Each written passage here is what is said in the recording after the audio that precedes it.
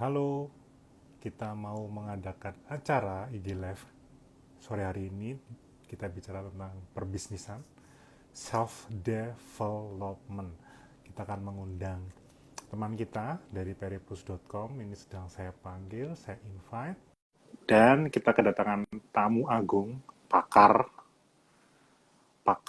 bisnis, pakar dalam keilmuannya.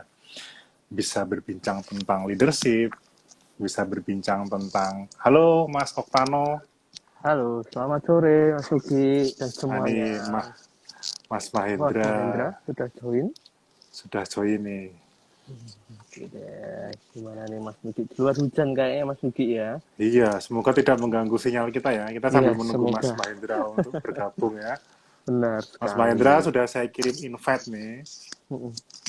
Hari ini bakal ramai karena kita akan membahas salah satu buku yang menguap lagi-lagi misteri di balik Amazon, kesuksesan Ya, Amazon.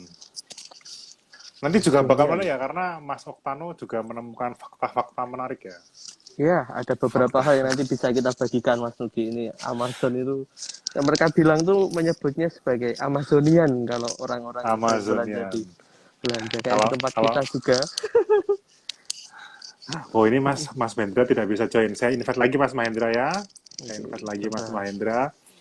Diskusinya bakal menarik ya, karena Mas Mahendra itu banyak.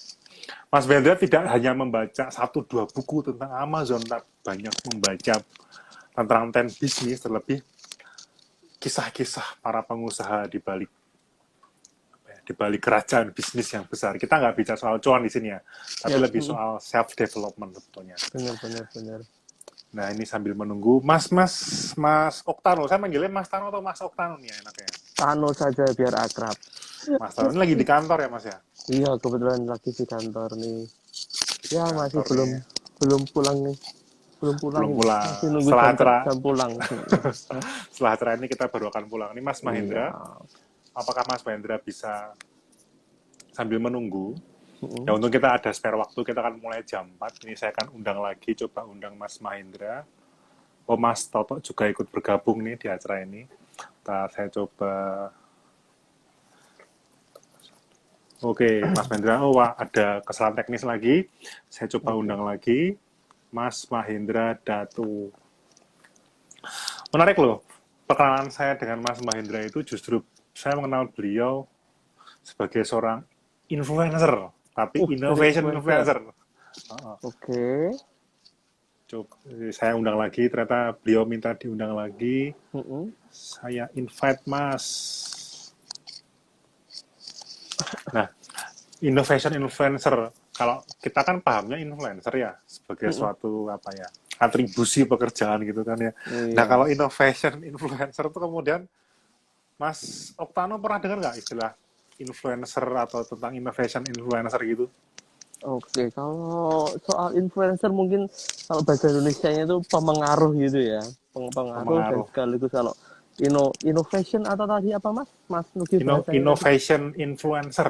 Innovation influencer ya kalau mau boleh saya bahasakan ulang itu sebagai pengaruh dan pembaharu menurut saya. Pembaharu ya. Iya, karena banyak hal-hal yang dibagikan oleh Mas Mahendra yang menurut saya itu sangat baru buat saya sendiri gitu loh. Paling nggak buat saya sendiri, mungkin juga teman-teman yang lain juga merasa demikian. Hmm. Karena memang banyak insight yang bisa kita ambil dari apa yang seringkali dibagikan Mas Mahendra ini baik lewat feed IG maupun juga lewat acara-acara yang sering juga dia adakan gitu Mas.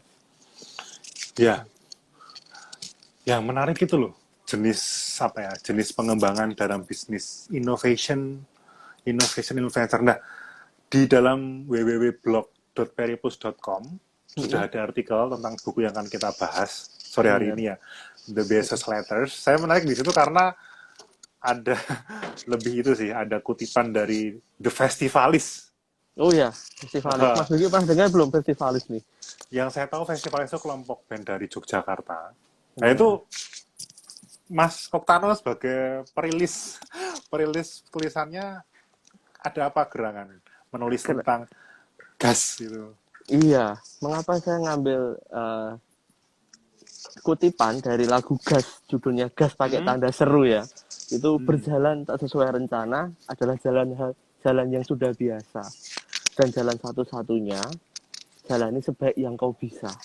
Sebenarnya itu doang. Karena saya mengambil itu ketika merefleksikan atau menuliskan saripati dari bukunya The Bezos Letter ini, itu agak-agaknya sebenarnya nggak jauh beda dengan lirik itu. Nah, yang paling saya ingat itu adalah soal bagaimana Jeff Bezos ini pada awal mulanya membangun Amazon. Mas Nugi pernah dengar nggak? Dulu Amazon itu sebelum menjadi Amazon namanya apa, pernah dengar nggak? Yang saya ingat itu kayak Harry Potter gitu apa sih? Apa itu ya, kayak itu loh, yang kayak Ya, jimat. Mantra-mantra itu apa, Mas Tano? mantra sulap namanya Kadabra. Kadabra. Iya, Kadabra itu diambil diambil dari kata abrakadabra yang adalah rumus umum, ya kan, rumus umum bagi para pesulap baik yang ulung maupun yang amatir tuh pasti pakai kata abrakadabra. Mengapa dengan abrakadabra waktu itu ya? Lah, sejauh saya baca itu kenapa Amazon itu adalah toko buku online. Toko buku online yang dibangun pada tahun 1994. Itu saya baru umur setahun waktu itu. Saya belum mengenal internet, tapi Jeff Bezos di US sana itu udah kenal nama internet dan mulai membangun bisnis toko buku online. Bayangkan. Berarti sebelum internet belum ada ya? Internet ada, cuma belum sampai ke Indonesia ya, atau belum sampai ke Asia ya? Iya, mungkin belum sampai, dan pasti ya tidak secepat saat ini speednya ya. Tapi waktu itu si Jeff Bezos udah memulai bisnis yang kalau saya rasakan baru belakangan ini, sekitar 5 tahun belakangan, 10 tahun belakangan ini mulai digandrungi bisnis online seperti itu. Bisnis online. Iya, Jeff Bezos udah mulai mengambil kata kadabra yang harapannya, kalau saya tidak salah baca, itu adalah bagaimana menghadirkan segala sesuatu dari yang sebelumnya tidak ada. Gitu loh. Nah, ini yang saya lihat bahwa dari yang tidak ada menjadi ada. Tetapi karena alasan etis sosial saja. Halo, selamat sore Mas Mahendra. Halo Mas Mahendra. Selamat sore ya. Selamat sore. Kita lagi ngobrol-ngobrol. Kesulitan teknis tadi ya. Sehat-sehat Mas. Iya. Ya seperti itulah kalau kita semua. Menilai Mas Tanu ya. Iya, saya Mas. Mas Tanu sehat juga, Mas Nugi. Sehat. Semoga Pak Mas Hendra juga sehat semua. Kita lagi ngobrolin soal awal mula Amazon nih Mas Mahendra. Mungkin nanti bisa ditambahkan ya Mas. Oh iya. Iya. Pertanyaan saya tadi menarik sekali. Saya bertanya kan, tadi Mas Oktano bercerita si Jeff Bezos itu kan tahun 94 ya, ada gagasan merintis Amazon. Sebenarnya di zaman itu tuh yang namanya internet itu mungkin masih tahap email ya, mungkin ya. Belum seperti sekarang. Bagaimana cara www itu bekerja kan belum secanggih sekarang. Tapi Jeff Bezos sudah berani membuat toko buku online dengan nama apa tadi Mas, nama pertamanya? Kadabra, kalau sejauh saya baca. Iya. Nah, Kadabra ini waktu itu dipilih kata Kadabra yaitu soal bagaimana membuat dari yang tidak ada menjadi ada. Lalu karena alasan etis tadi yang saya bilang sebelumnya adalah soal pengucapan, pronunciation dalam bahasa Inggris itu ada kata-kata yang mirip dengan Kadabra atau yaitu cadaver gitu. Kalau saya ikutin Google itu kan cadaver dan Kadabra itu kan mirip-mirip. Ada cadaver ini adalah mayat atau jenazah gitu loh. Itu konotasinya kurang baik itu. Pernah ada anekdot itu. Gimana gini, kayak obedient sicut cadaver dalam bahasa Latino gitu ya. Artinya orang itu harus obedient sicut cadaver, orang harus taat seperti mayat gitu ya. Ini cadaver dalam arti mayat ya. Iya, cadaver dalam arti mayat. Makanya itu. Nah, terus karena alasan itu digantilah menjadi Amazon seperti saat ini yang logonya pasti kita ingat adalah from A to Z, dari A to Z gitu kan. Jadi semua hal itu ada di Amazon. Kita mau cari buku, mau nyari properti, mau nyari banyak hal ada di Amazon. Jadi ya. Tapi kalau mencari belahan hati tidak mungkin kan di Amazon ya Mas ya. Aduh, kalau itu nanti saya punya aplikasi yang lain Mas Nugi bisa bagikan cara DM nanti ya. Nah, bicara soal Amazon, hal pertama yang membuat saya mengenal Mas Mahendra ini, seorang innovation influencer. Mas Mahendra, ini adalah soal Amazon. Pertemuan pertama dengan Mas Mahendra adalah saat Ferry Plus tahun lalu pada bulan November itu mengadakan webinar itu bersama Bill Carr. Ya. Bill Carr itu nanti Mas Wendra menjelaskan siapa beliau. Bukunya adalah Working Backward. Itu Bill Carr menceritakan tentang pengalamannya bekerja pada saat di Amazon, atau kalau dalam bukunya itu second man Amazon ya. Nah, saya malah melihat Mas Mahendra, begitu tertarikkah Mas Hendra dengan Amazon sampai seolah-olah tuh menjadi bahan bacaan yang dipilih? Ada apa dengan Amazon, Mas? Atau punya ketertarikan apa sebetulnya? Oh, saya bukan pegawai Amazon ya. I wish I could belong ago. Tahun 98 kira-kira ya, saya lupa 98 atau 99, saya menjadi affiliate marketing untuk Amazon. Ya, saya terdaftar saya masih termasuk nomor kecil waktu itu. Saya masih tinggal di Singapura. Waktu itu sebagai affiliate marketer belum ada platform teknologi secanggih sekarang ini. WhatsApp belum ada, internet masih belum bubble.com ya, masih baru mau naik itu ya. Tapi saya teringat ketika ditanya mau nggak jadi affiliate marketernya, saya tanya dulu, emang yuk bikin apa? Nah, waktu itu internet juga belum begitu advance seperti sekarang, masih carinya dengan Yahoo, dengan Alta Vista atau Lycos. Saya temukan Amazon itu adalah awal mulanya tahun 94 itu mail service. Jualan buku dan CD, CD kaset ya, melalui mail service. Lalu mereka menjual ke seluruh dunia, tahun 97 sudah IPO. Dalam waktu 3 tahun lah kurang lebihnya sudah IPO, dan mereka sudah mantap, saya akan memakai internet. Dan itu adalah keputusan yang termasuk cepat untuk dunia teknologi. Belum ada yang secepat Amazon 3 tahun sudah IPO. Ya, dari garasi langsung ke Nasdaq di New York Stock Exchange.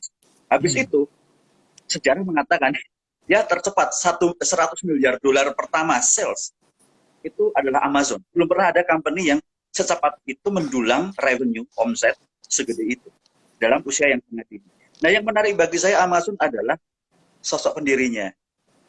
Sayang ya beliau cerai, tapi sebenarnya orang yang sangat untuk sharing itu adalah McKinsey-nya. McKinsey itu yang mencatat sendiri ya banyak hal bagaimana mereka berdua mengawal. Amazon ini lucu. Pada waktu transformasi dari offline menjadi online, mereka langsung memakai nama yang tadi disebutkan namanya Kadabra. Kita akan pakai spirit sungai terpanjang. Karena apa? Target seluruh dunia tercapai. Kita jualan apa saja sebenarnya melalui online. Nah, itu yang buat saya tertarik. Waduh, ini perusahaan anak kemarin sore udah mau kayak gitu ya. Pada waktu menjadi affiliate marketer, saya baru tahu cara mereka itu pandai sekali. Mereka bikin hub di beberapa tempat, termasuk di Singapura. Kira-kira itu, Mas, ya. Menarik loh, artinya terkadang melihat Amazon itu seperti melihat sebuah mimpi yang diwujudkan gitu kan ya, anak muda yang berani bermimpi. Saya bayangkan kalau namanya Kabadra gitu ya, Kadabra itu berarti bukan dari A to Z, tapi C to A gitu kan ya. C to A gitu kan ya. Maksudnya malah jadi kurang filosofis, kurang menjual, kurang brand. Nah, Mas Oktano, saya kembali Mas Oktano. Mas Oktano tadi seawal sudah mengungkap beberapa fakta menarik. Ada nggak Mas Oktano semangat juang, karena kan mau tidak mau yang namanya orang merintis kan pasti gagal ya. Nah, saya ingin melihat bagaimana si Jeff Bezos ini memaknai kegagalan. Apakah seperti semangat waktu kita SD, kalau kita punya buku sejarah dunia itu kan ya, ada pepatah di bawah, kegagalan adalah apa gitu kan ya, keberhasilan yang tertunda. Nah, gimana? Apakah ada sudut pandang tertentu si Jeff Bezos ini memaknai kegagalan itu sendiri? Mas Oktano, silakan Mas. Iya. Kalau sejauh saya baca buku ini dan beberapa literatur yang saya lihat, Jeff Bezos ini banyak bercerita soal sukses failure kayaknya. Failure gitu ya Mas Duki ya bacanya. Sukses failure. Itu soal kegagalan yang berhasil. Gitu. Orang gagal kok bisa berhasil, itu cara pikirnya bagaimana? Nah, justru ini yang membuat saya bertanya-tanya. Ternyata Jeff Bezos melalui berbagai macam tulisan, termasuk surat-suratnya baik untuk para investor maupun para karyawan di Amazon atau para pekerja di Amazon, itu mau menggarisbawahi soal bagaimana dia ini, kalau mau saya katakan adalah berdamai dengan kegagalan. Gitu. Kadang-kala orang itu nggak mau ya menghindari soal kegagalan itu dihindari. Jangan sampailah saya gagal. Maunya tuh berhasil terus tiap dalam doa kan juga gitu ya. Kalau kita berdoa entah dengan agama apapun pasti mohonnya soal kesuksesan, soal kelancaran dan segala macam.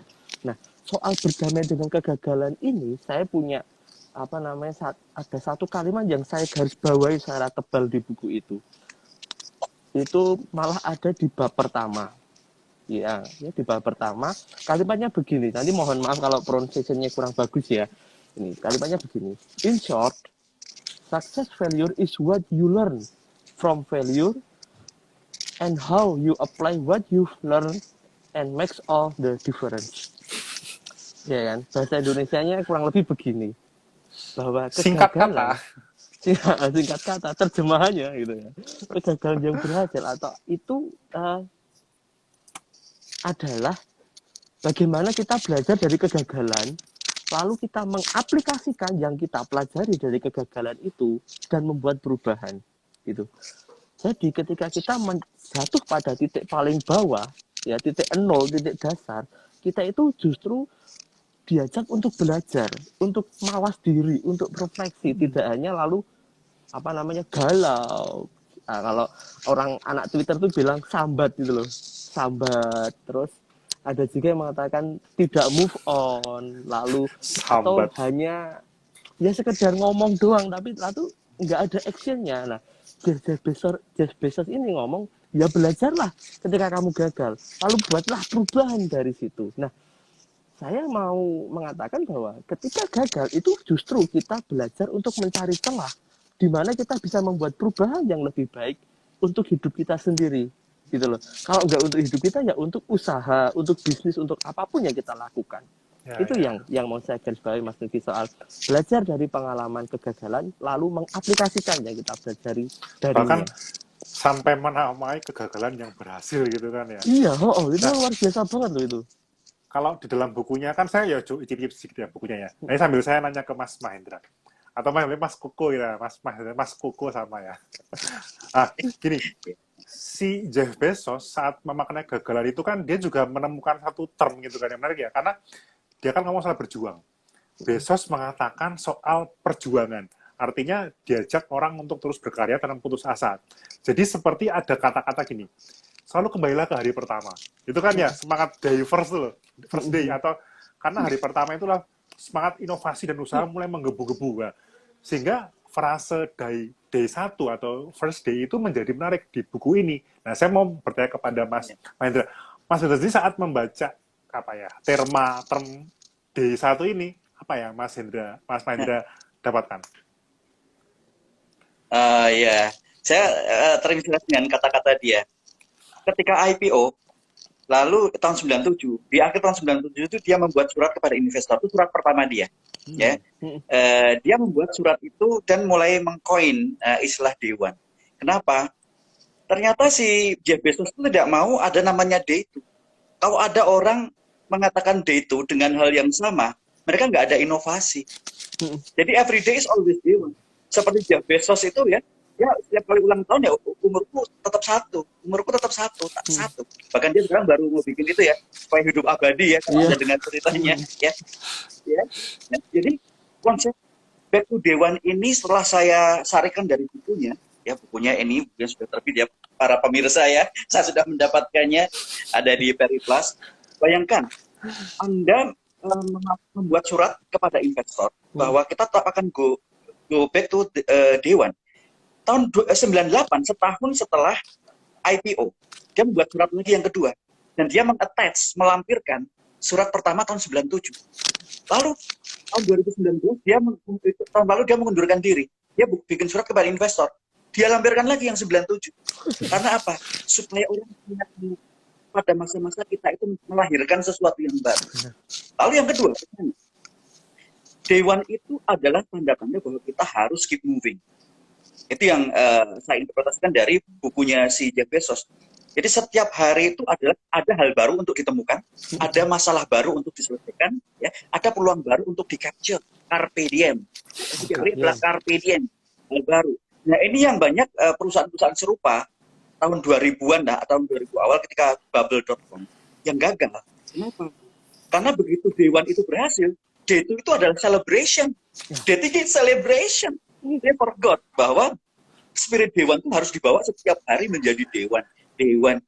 Ada inovasi. Di dalam bab 3 ya, Mas, itu ada practice dynamic invention and innovation. Dia mengatakan begini, setiap orang di Amazon, apapun levelnya, apapun unitnya, apakah salesman, apakah finance, accounting, itu bertanggung jawab sendiri kepada inovasi di unit masing-masing. Jadi ada inovasi baru, kamu orang finance, apa yang bisa kamu perbaiki? Apa yang bisa kamu bikin efisien? Orang operation, apa yang bisa kamu perbaiki? Apa yang bisa kamu temukan hal baru untuk menyenangkan orang? Jadi setiap hari, setiap orang bertanggung jawab atas inovasinya masing-masing. BJ Bezos itu terkenal dengan 6 pager. Ada surat pada karyawan yang isinya 6 page. Apapun presentasi, dia nggak suka PowerPoint, dia suka teks. Karena apa? Teks itu detail. Ya, Anda baca ya Mas ya. Ada buku sebelumnya yang kami bahas dengan Mas Nugi waktu itu ya, November atau Oktober tahun lalu. Kebetulan kita ada Bill Carr ya, salah satu penulis dari 2. Bill Carr adalah VP yang bertanggung jawab terhadap Prime Video sama yang digital media untuk Amazon. Nah, penulisnya ada 2, yang satu lagi namanya Colin Breyer. Beberapa hari kemudian saya kontak-kontakan dengan Colin Breyer di LinkedIn. Saya kasih tahu bahwa saya sudah bicara dengan Bill Carr. Dan dia senang sekali. Kenapa? 2 buku ini tampaknya sudut pandangnya berbeda. Saya sudah membaca nih Mas. Ternyata isinya sama. Terkait apa? Terkait surat-suratnya Jeff Bezos. Jadi buku ini seperti menyimpulkan buku sebelumnya yang ditulis oleh Bill Carr. Nah, tadi dikatakan bahwa setiap orang harus bertanggung jawab terhadap inovasi di unitnya masing-masing. Ini adalah culture Amazon. Si Jeff Bezos sendiri mengatakan, this is culture. Investor dikasih tahu bahwa culture-nya Amazon adalah everybody is responsible dengan invention and innovation. Itu kenapa investor senang dengan Amazon. Nggak heran Amazon tuh sahamnya oke terus. Sama dengan sahamnya Tesla ya, meskipun Tesla lebih labil, tapi Amazon itu growth-nya bagus ya Pak ya. Jadi buku ini bercerita banyak ya tentang itu Dewan. Artinya kita bicara soal culture, artinya kita bicara soal ekosistem. Karena kan kalau saya melihat beberapa perusahaan yang saya tahu, yang namanya innovation itu kan akrab dengan urusan brand. Artinya yang berinovasi adalah orang-orang marketing. Yang berinovasi adalah orang-orang yang berurusan dengan selling. Sementara dari paparan Mas Anda itu soal inovasi itu enggak. Even kamu bukan di marketing, kamu bukan di soal selling, kamu bisa berinovasi. Bahkan dari mau finance.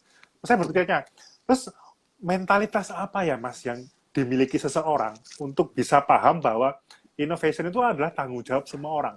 Karena kan nggak mau masuk ke dunia kerja, kan sudah masuk ke rutinitas ya. Ada job desk, ada hal admin. Nah, kira-kira Mas, semangat apa yang harus dimiliki seseorang agar bisa punya sense of inventing something gitu Mas? Iya, baik. Sebenarnya bukan penemuan saya ya, tadi soal inovasi adalah itu penemuan buku ini lah. Si Steve Anderson ya.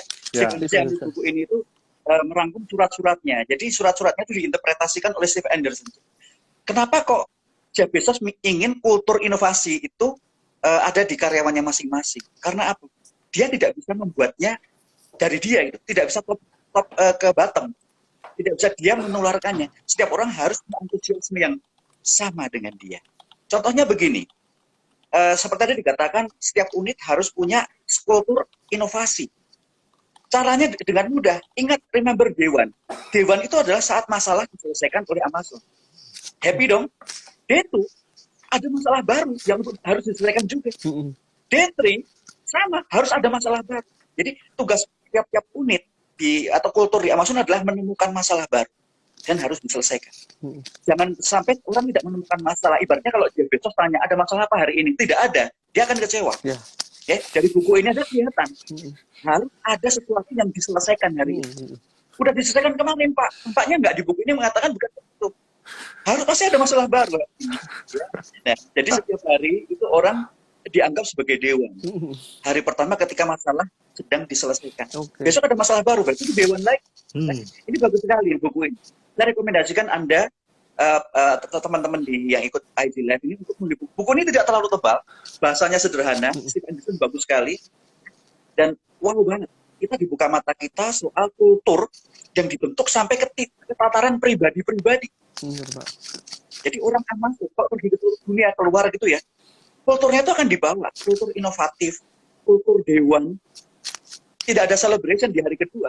Hari berikutnya ada lagi masalah baru diselesaikan. Mereka kultur problem solver saya lihat. Ya.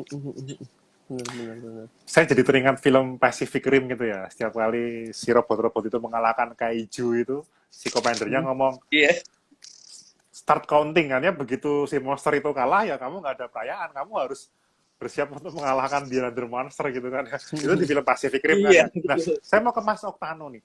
Mas Oktano tuh sebetulnya pas kita awal tadi kan kita sempat ngomong soal The Festivalis ya. Ada sebuah grup band Mas Mahendra. Dari Jogja, tempat Mas Mahendra lahir kan ya. Mas Mahendra orang Jogja kan ya. Nah, ada band. Ini saya mencoba mengkait-kaitan ya. Tadi kan ngomong soal Carpe Diem. Carpe Diem itu kan kalau dalam bahasa Inggris Save the Day itu kan ya. Kayak lagunya Avenged Sevenfold gitu kan ya. Grup rock juga asal Amerika. Nah, di Jogja itu juga punya band namanya The Festivalis. Dia punya lagu judulnya Gas. Tadi Mas Oktano sempat cerita soal bagaimana sepenggal lirik gas itu setidaknya menjadi apa ya, kalimat yang frekuensi sama dengan apa yang dikatakan Jeff Bezos soal Day One, soal mentalitas innovation. Mas Oktano bisa memperdalam lagi kenapa memilih band Festivalis ini sebagai upaya untuk membantu menghidupi nilai culture-nya Jeff Bezos, Mas Oktano. Oke, Mas. Nah, kenapa milih Festivalis itu yang paling akrab di telinga saya sebenarnya. Itu alasan yang paling mudah harus saya katakan. Itu yang paling akrab di telinga saya ketika waktu dulu masih sekolah di Jogja, saya sering nonton konsernya Festivalis. Dan memang Festivalis ini bukan kelompok band yang apa namanya ngomongin soal cinta-cinta atau apapun itu ya, romansa-romansa, muda-mudi, tapi lebih soal kritik sosial sebenarnya. Maka saya mengambil latar belakang itu juga untuk mendalami The Bezos Letter ini gitu loh. Tadi Mas Mahendra sempat mengatakan bahwa soal setiap hari ada masalah gitu loh. Kalau nggak ada masalah, itu justru masalah gitu loh kan ya. Iya kan? Iya nggak sih Mas Mahendra? Kalau nggak ada masalah, malah itu masalahnya gitu loh. Nah, ini menarik juga gitu loh. Nah, karena kalau nggak ada masalah, seakan-akan semua itu berjalan tenang. Tapi padahal nggak tahu nih ya, ke depannya seperti apa. Justru yang tenang itu malah menghanyutkan. Kalau orang Pak Guru dulu bilang kan, air tenang menghanyutkan gitu loh. Malah bikin kita tenggelam. Justru dengan adanya riak, dengan riak-riak, dengan ada apa namanya jeram segala macam, justru kita dimotivasi untuk selalu mawas diri kalau mau saya bilang. Nah, lalu mengapa saya menggunakan kalimat soal berjalan tak sesuai rencana itu loh. Nah, kadangkala yang saya garis bawahi dari awal tadi adalah soal kegagalan. Maka ketika orang berhadapan dengan situasi di mana dia itu sudah tidak mampu menghadapi hidupnya, kadangkala itu pilihannya dua. Kamu mau lanjut atau berdiam diri. Kalau berdiam diri, kamu nggak akan bisa membuat apa-apa. Gitu loh. Tapi kalau kamu mau lanjut, siapa tahu kamu dapat insight baru dalam hidupmu yang kemarin-kemarin nggak akan kamu sadari, gitu loh. Nah, iya kan? Kalau orang hanya diem doang, ya udah kamu hanya berkutat dengan masalah dan masa lalumu, gitu loh. Masalah dan masa lalu itu kan hal-hal yang kadang-kadang juga tipis irisannya. Tapi kalau ketika kamu mau bergerak maju atau menerima situasi ya, awalnya kan harus menerima situasi gagal. Lalu membangun konsep baru, maka kamu pasti akan terentaskan dari situasi yang nggak mengembangkan kita gitu loh. Kita ya itu yang mau saya katakan. Nah, ini ada pertanyaan menarik nih sebetulnya nih, berbicara soal ini saya lempar kepada Mas Mahendra. Ini ada teman yang bertanya dari akun Suryanandi Putra nih. Suryanandi Putra nih dari namanya ini kayak nih dia nama-nama seorang manajer gitu ya, nama Surya itu nama-nama agung. Nah, ini Mas Mahendra ada pertanyaan. Amin. Apakah dalam buku itu Mas Mahendra ditunjukkan bagaimana menemukan masalah? Karena seperti pengalaman Nokia sampai dia kolaps. Nah, pas zaman BlackBerry itu kan ya, di akhir pun dia belum menemukan masalahnya dalam perusahaan. Ini pertanyaan dari Suryanandi Putra nih. Apakah ditunjukkan bagaimana menemukan masalah? Ini pertanyaan teknis atau? Ya, langsung saja ya. Saya browse through dari ada 14 prinsip dalam buku itu. Prinsip ke-8 itu bicara soal itu. Ya, tidak serta-merta kompatibel dengan cara menyelesaikan masalah di Indonesia. Tapi prinsipnya adalah make complexity simple.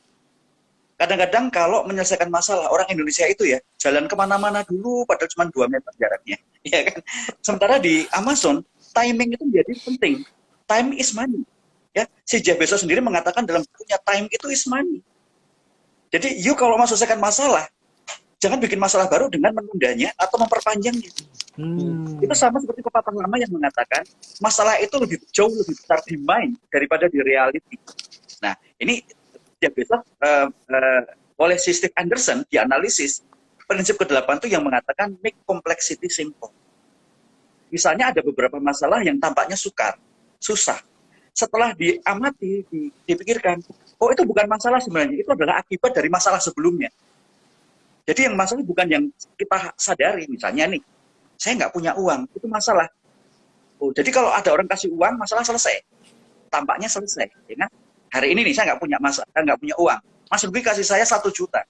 Hari ini masalah selesai. Besok bagaimana? Ya kan? Berarti masalahnya bukan Mahendra tidak punya uang, tapi Mahendra tidak punya pekerjaan. Iya, benar. Ya, si Jeff Bezos mengajarkan kepada itu setelah dianalisis oleh penulis bukunya yaitu Steve Anderson. Ada yang namanya make complexity simple. Jangan mempersulit. Itu setara dengan orang-orang besar lainnya, Steve Jobs misalnya ya.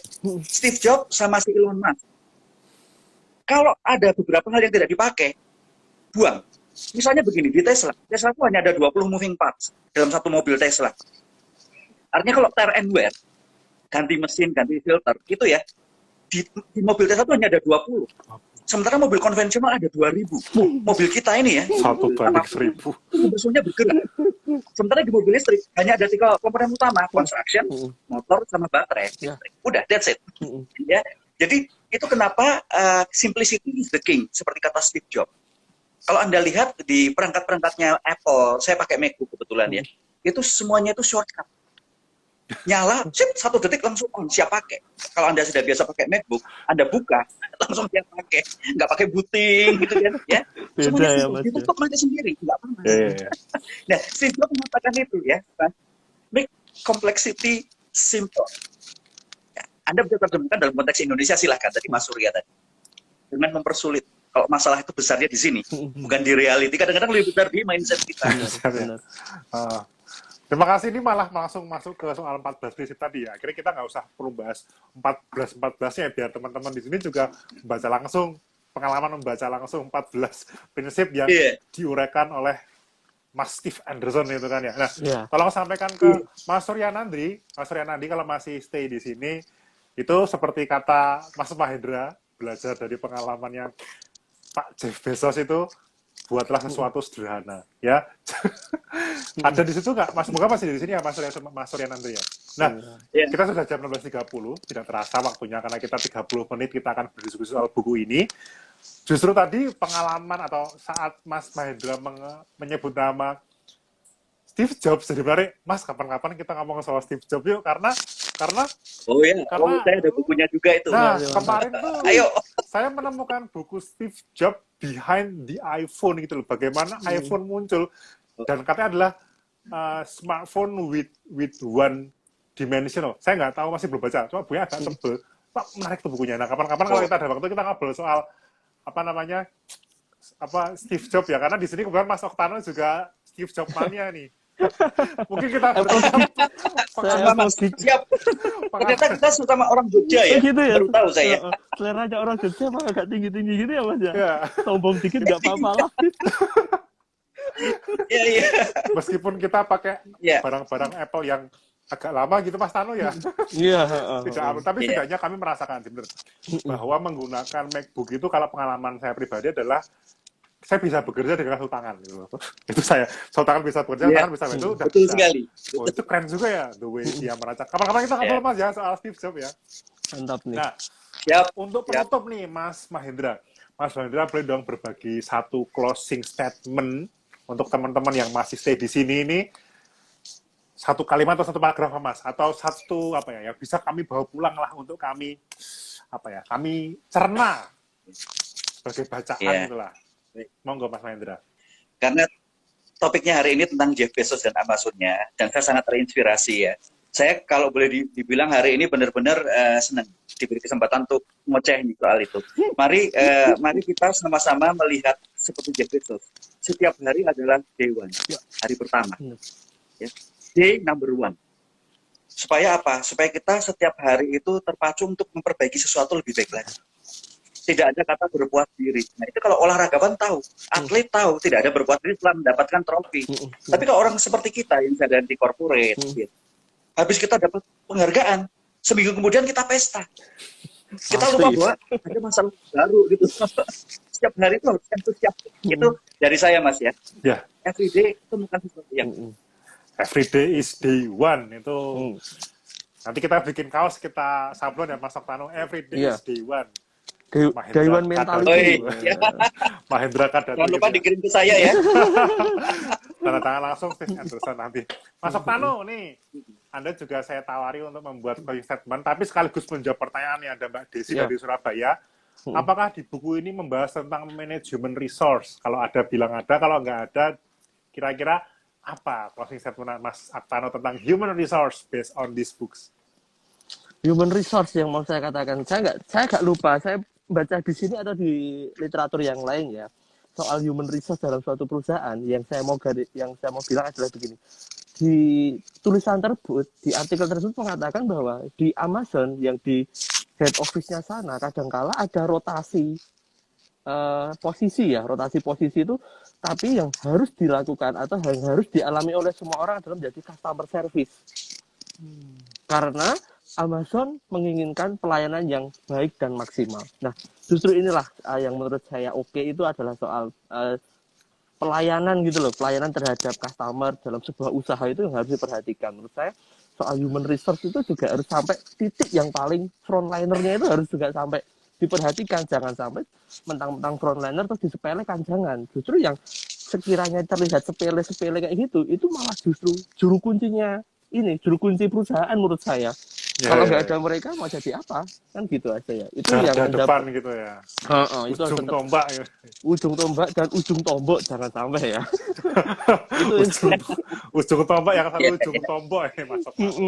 Ya itu soal pertanyaan. Tapi kalau soal untuk closing statement, saya tetap berpijak pada apa yang saya sampaikan sejak awal, yaitu soal berdamai dengan kegagalan. Maka closing statement saya adalah sudah siap gagal.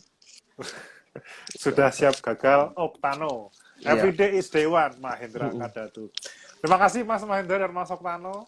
Ya. Untuk sama-sama. IG Live, kita ketemu lagi di another IG Live dengan tema Steve Jobs ya. Kita cari buku yang bagus ya. Oke. Teman-teman, kami akan mengakhiri IG Live ini dalam hitungan 3, 2, 1. Terima kasih sudah setia bersama kami, Periplus ID.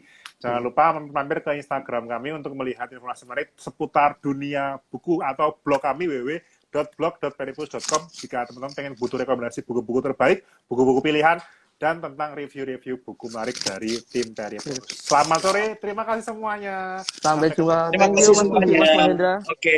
Mari.